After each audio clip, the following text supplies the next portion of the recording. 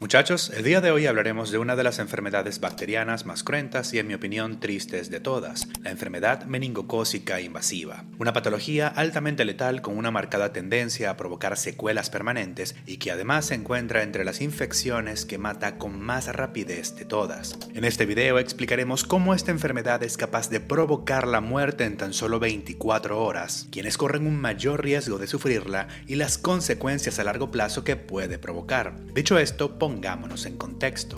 Con el nombre de enfermedad meningocócica invasiva nos referimos principalmente a dos entidades patológicas, la meningitis meningocócica y la meningococcemia. Ambas son infecciones altamente peligrosas que atacan sobre todo a niños menores de 1 año, pero también a adolescentes y adultos jóvenes, que se caracteriza por su elevada letalidad y por provocar daños potencialmente irreversibles que van desde amputaciones y dolor crónico hasta la pérdida de la audición y déficits neurológicos y cognitivos permanentes. Es una enfermedad altamente peligrosa no solo por su desenlace, sino también por lo rápido que puede llegar a progresar, al punto de que se reportan casos mortales hasta en el rango de las 24 horas después del inicio de los síntomas.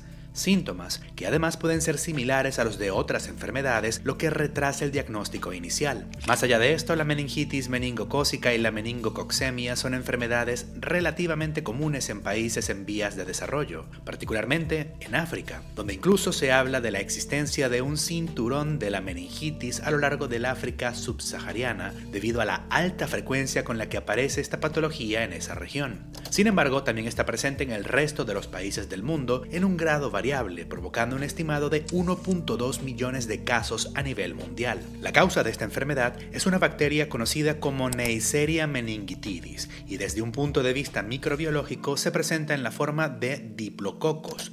Diplo porque aparece en pares y coco por su característica forma esférica. También debido a esto último y a la enfermedad que produce es que la Neisseria meningitidis suele recibir el nombre de meningococo, como le llamaremos de ahora en adelante. Se trata de un microorganismo que solo produce enfermedad en el ser humano y que a pesar de las terribles complicaciones que puede provocar, lo cierto es que está presente hasta en el 40% de toda la población adulta. Habita sobre todo en nuestra faringe como una bacteria más de la microbiota de nuestro cuerpo y lo cierto es que tener este microorganismo habitando en nosotros no implica necesariamente que vayamos a enfermar. Se puede ser un portador asintomático. Para que el meningococo invada nuestros tejidos y provoque daños, realmente se requiere de la unión de toda una serie de factores que iremos viendo a lo largo del video, pero con el que tenemos que quedarnos de momento es con la edad. Esta bacteria produce enfermedad en 2 picos de edad, uno de ellos en los menores de 1 año y otro entre los 12 y 15 años, disminuyendo su incidencia a partir de este punto. La enfermedad comienza cuando una persona infectada, ya sea que esté enferma o que se trate de un portador asintomático, le transmite la bacteria a una persona susceptible.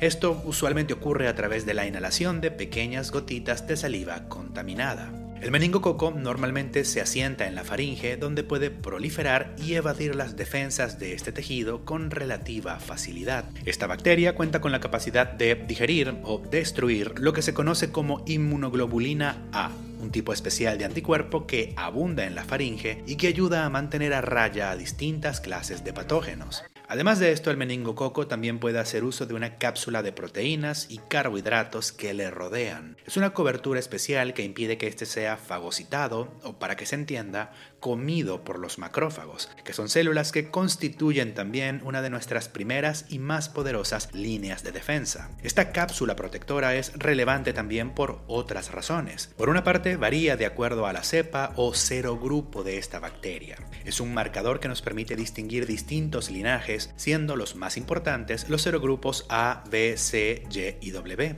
No todas las cepas de meningococo tienen esta cápsula protectora, y aquellos que carecen de ella muy difícilmente provocan enfermedad, así que este es otro factor determinante para que esta bacteria pase a ser peligrosa. Además de esto, el meningococo posee varias proteínas en su superficie que le permiten no solo aferrarse estrechamente a nuestras propias células, sino incluso comunicarse con ellas, formando lo que se conoce como una sinapsis microbiológica. Entre las estructuras que esta bacteria usa para adherirse, las más importantes son sin dudas los pili o pilus en singular, proyecciones filamentosas largas hechas de proteína. Ahora, no se sabe muy bien cómo es que esta bacteria logra pasar de la faringe a la sangre, pero se postula que cualquier agente que pueda dañar este tejido facilita la invasión por el meningococo. Es decir, si somos portadores de esta bacteria y sufrimos de un catarro, una enfermedad viral que dañe e inflame los tejidos de nuestra faringe, esta bacteria, antes delimitada en este lugar, aprovecha para invadir nuestro cuerpo. Lo mismo aplica, por ejemplo, para el humo del cigarrillo, que puede irritar la faringe y facilitar el acceso de esta bacteria. Y de hecho, el tabaquismo, tanto activo como pasivo, también es un factor de riesgo importante para el desarrollo de la enfermedad meningocócica invasiva. El caso es que, una vez esta bacteria accede a la sangre, procede a diseminarse rápidamente por todo el cuerpo y se adhiere y comienza a crecer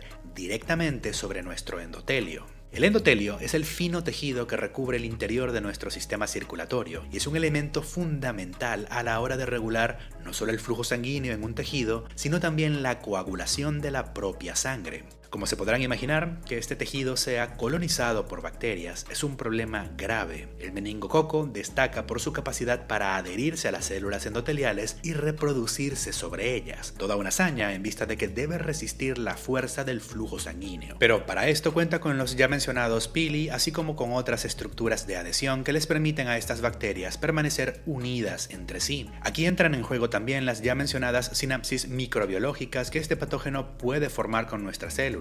Y a través de estas, el meningococo hace que nuestras células endoteliales cambien de forma. Estas se contraen y se separan las unas de las otras, llevando a dos situaciones altamente peligrosas que determinan la aparición de las dos formas de enfermedad meningocócica invasiva. Por un lado, lo que ocurre es que se anula la barrera hematoencefálica, una estructura que sirve como un filtro protector entre nuestra circulación y el cerebro. Las células endoteliales de la microcirculación cerebral son un elemento clave para la formación de esta barrera, y cuando se ven atacadas por el meningococo ya no pueden cumplir apropiadamente con esta función. Por esta razón es que esta bacteria es particularmente proclive a provocar meningitis, que es la inflamación de las membranas que recubren y protegen el cerebro, las meninges. Ahora, hay muchas otras bacterias, virus, hongos e incluso parásitos que también pueden provocar meningitis. La meningitis no es un trastorno provocado solo por el meningococo, pero como esta bacteria tiende a provocar meningitis, recibe este nombre. Recordemos además que el nombre científico es Neisseria meningitidis. A la meningitis, provocada por meningococo, suele llamársele meningitis meningocócica para distinguirla de otras variedades, y esta constituye la primera forma de la enfermedad meningocócica invasiva. El segundo problema que surge de la colonización del endotelio por parte de esta bacteria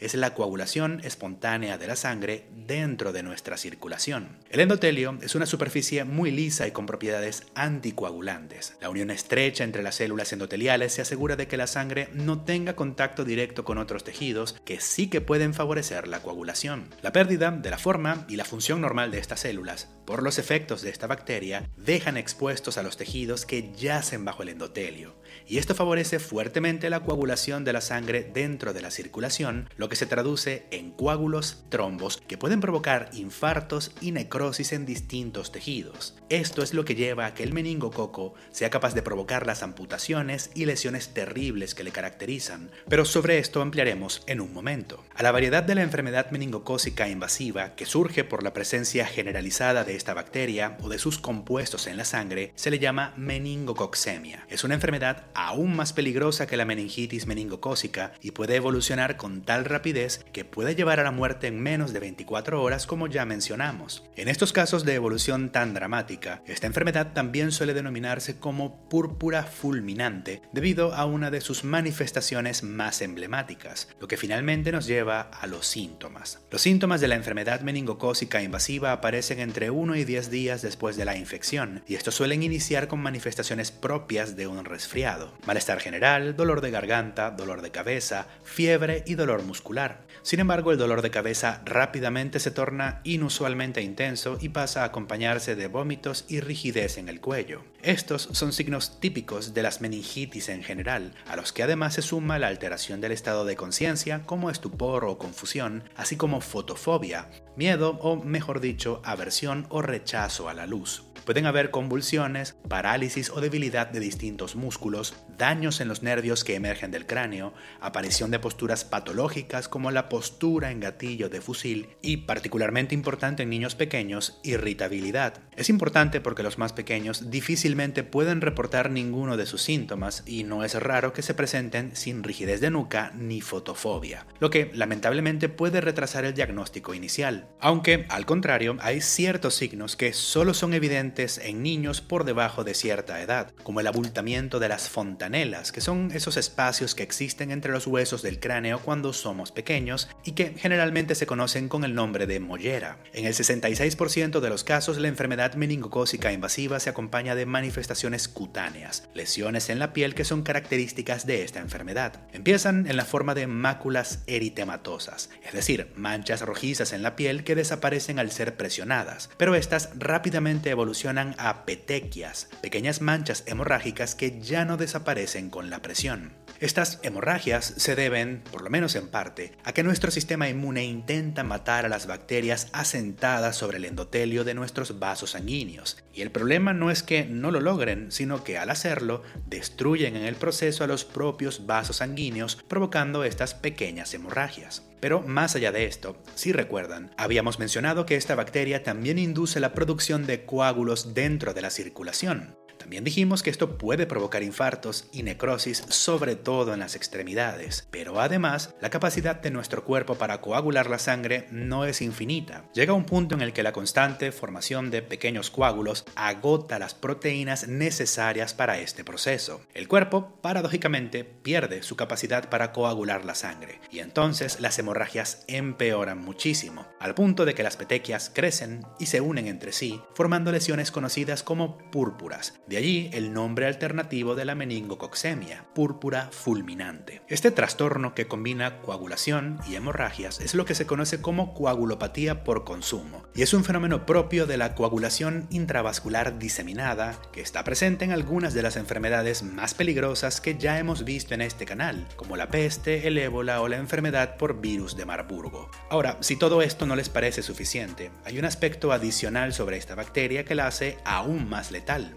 su toxicidad. El meningococo pertenece al grupo de las bacterias gram negativas, que entre otras cosas se caracterizan por producir una sustancia conocida como endotoxina, que es altamente peligrosa para los primates en general y para los humanos en particular. Y el meningococo produce cantidades considerablemente más elevadas de esta toxina en comparación con otras bacterias. Es su capacidad tóxica lo que explica cómo esta bacteria puede matar tan rápido, y es que no necesita reproducirse en exceso o infectar masivamente todo el cuerpo para poner en peligro nuestra vida, solo producir una dosis de endotoxina lo suficientemente alta como para matar, lo que es especialmente fácil cuando hablamos de personas pequeñitas. La endotoxina actúa sobreestimulando nuestro sistema inmune, desatando una reacción inflamatoria intensa en todo el cuerpo, que entre otras cosas lleva a que nuestros vasos sanguíneos y nuestro corazón dejen de funcionar con normalidad. Esta toxina hace que el corazón se torne débil e incluso se han reportado casos de enfermedad meningocócica invasiva que se han presentado en la forma de insuficiencia cardíaca aguda. Esta es una enfermedad con marcados efectos sobre el corazón, que además también puede provocar miocarditis. Además de esto, la respuesta inflamatoria provocada por la endotoxina lleva a que los vasos sanguíneos, ya dañados por los efectos directos de la bacteria, comiencen a filtrar cantidades anormalmente altas de líquido desde la circulación hacia los tejidos, provocando hinchazón o edema. Esta filtración de líquidos lleva a que la sangre se vaya concentrando a medida que se queda sin fluidos, y llegado a cierto punto, el volumen de sangre simplemente es insuficiente como para mantener la circulación, por lo que el paciente puede entrar en shock, en este caso, séptico. La serie de eventos detrás de los daños que producen las endotoxinas son muy similares a los que están detrás de la tormenta de citocinas que hemos analizado al detalle tanto en el video de la fiebre hemorrágica de Crimea-Congo como en el video del ébola. De hecho, la endotoxina precisamente lleva a una tormenta de citocinas. Pero solo por resumir, se trata de una enfermedad que colapsa la función circulatoria a través de una suma de daños directos a los vasos sanguíneos y de disfunción de los mismos a través de los efectos de la endotoxina, que Además, se suman a daños al corazón y a la formación de coágulos que obstruyen la circulación. Todo esto además se acompaña de hemorragias debido a la coagulopatía por consumo y a daños e inflamación del cerebro. Todo esto disminuye severamente el flujo de sangre en distintos tejidos al punto de matarlos, provocando necrosis en zonas extensas de la piel, así como en las extremidades, lesiones que pueden infectarse con otros patógenos oportunistas y empeorar los daños. Y por si fuera poco, los daños al cerebro tienen el potencial de ser irreversibles. Por esta razón, la pérdida de la audición, déficits cognitivos persistentes, así como toda una variedad de enfermedades psiquiátricas, son una consecuencia relativamente común de la enfermedad meningocócica invasiva. Pero hay más. Esta enfermedad también se caracteriza por provocar necrosis de las glándulas suprarrenales, llevando a lo que se conoce como síndrome de Waterhouse-Friderichsen. Las glándulas suprarrenales son las encargadas de producir toda una amplia variedad de hormonas indispensables para la vida, como el cortisol, la aldosterona e incluso hormonas sexuales y la propia adrenalina. Pero para no complicar aún más este video, pueden pasarse por este otro para ver las funciones de las hormonas suprarrenales y cómo su carencia puede provocar problemas graves. Lo importante es que cuando se presenta el síndrome de Waterhouse-Friderichsen, la letalidad de esta enfermedad puede aumentar desde un 20% hasta un 50%, aún con el tratamiento apropiado. La muerte, en los casos de enfermedad invasiva por meningococo, suelen deberse o al cese de la respiración debido al daño en las zonas del cerebro que controlan este proceso, eso cuando hablamos de la meningitis, o al colapso circulatorio cuando hablamos de la meningococcemia. Hay que decir que no hay una línea divisoria perfecta entre ambos aspectos de esta enfermedad, y los signos, síntomas y complicaciones de ambas pueden solaparse entre sí. Esta es una patología que, a pesar de lo cruenta que puede llegar a ser, es en primer lugar tratable, con el uso de antibióticos como la ceftriaxona, la cefotaxima e incluso la propia penicilina, que además deben sumarse a otras medidas terapéuticas más específicas. Pero sobre todo, es una enfermedad prevenible. En distintos países existen distintas vacunas que protegen no contra uno, sino contra varios de los serogrupos de meningococo que pueden predominar en una determinada región. Y es que nuestro sistema inmune sí que puede defendernos contra esta infección.